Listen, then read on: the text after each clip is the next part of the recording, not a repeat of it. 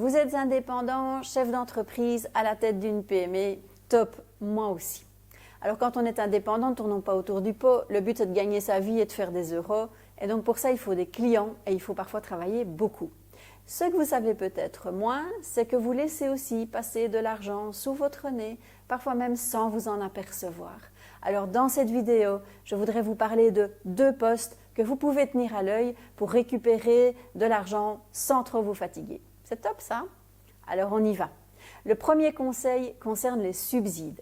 Vous pouvez, par exemple, si vous décidez d'acheter un bâtiment ou de rénover celui que vous occupez, vous pouvez faire appel à des subsides. Et pas uniquement pour les travaux même, mais aussi par exemple pour l'achat de nouveaux matériels. Ou si vous installez un nouveau système d'alarme.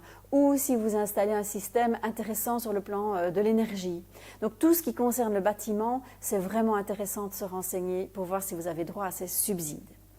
Il n'y a pas que la construction, vous avez aussi droit à des subsides si vous décidez de former votre personnel, ou vous par ailleurs. Il existe des formations dans tous les domaines, que ce soit, je veux dire, par exemple, la bureautique ou les techniques commerciales ou les langues ou que sais-je. Et donc, grâce à ces subsides, vous pouvez augmenter les compétences au sein de votre entreprise tout en ne payant pas, je vais dire, le prix plein de ces formations.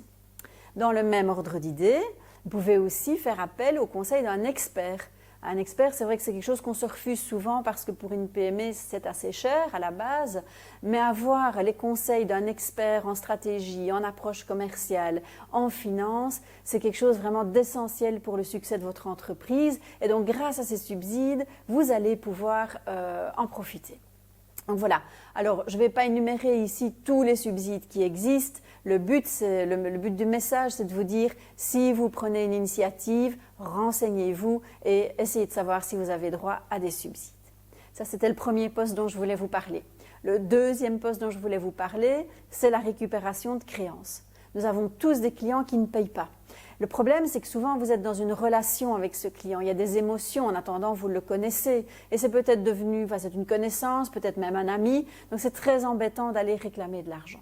Alors, ce que je vous conseille, de toute façon, c'est d'automatiser votre système de facturation. Ça va déjà vous soulager au niveau de l'administration.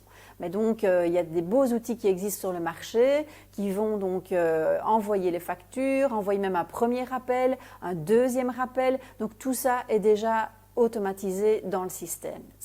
Mais pour moi, c'est basique. Ce qui est encore mieux, c'est de faire appel à une personne qui non seulement va mettre à votre disposition un outil adéquat, mais qui va aussi, elle, aller au-delà des 2 rappels et prendre un contact avec le client qui n'aurait pas payé votre facture.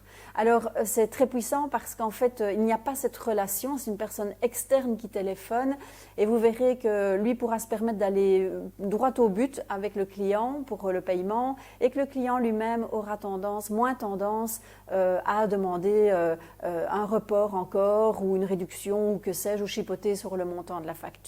Donc, c'est vraiment très efficace. Voilà, ce sont les 2 premiers postes dont je voulais vous parler. Je peux encore vous parler d'autres points importants. Je le ferai dans les prochaines vidéos. Alors, si vous voulez encore quelques conseils, n'hésitez pas, abonnez-vous, suivez-moi, partagez même mes vidéos. Elles peuvent être intéressantes pour des connaissances qui sont aussi chefs d'entreprise. Et puis voilà, et je vous dis à bientôt. Ciao, ciao!